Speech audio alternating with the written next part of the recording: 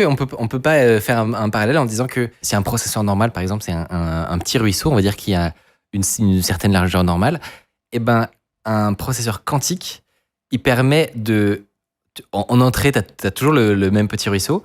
Au milieu, ça peut devenir un énorme torrent en fait qui peut processer entre guillemets beaucoup plus d'informations. Et en sortie, ça redevient un tout petit ruisseau. Et tout le jeu, c'est de trouver comment profiter de cette puissance au milieu de l'algorithme, tout en n'ayant qu'un input et un output limité comme d'habitude. Est-ce que c'est un parallèle que tu validerais ? C'est plutôt une image pas trop mauvaise. Ouais. Hein. Peut-être je te la volerais.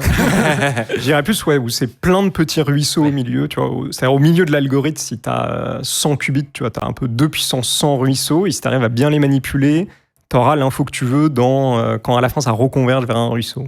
Et tu vois, c'est vraiment pour ça qu'on ne peut pas juste prendre un algorithme classique, le passer dans la moulinette et avoir un algorithme quantique qui marche 10 000 fois plus vite. Tu vois. C'est des chercheurs qui trouvent des algorithmes quantiques et on n'en trouve pas un toutes les 2 semaines. Tu vois. En fait, ce qui me fascine, c'est que les algos, on les a depuis bien plus longtemps que le hardware pour les faire tourner.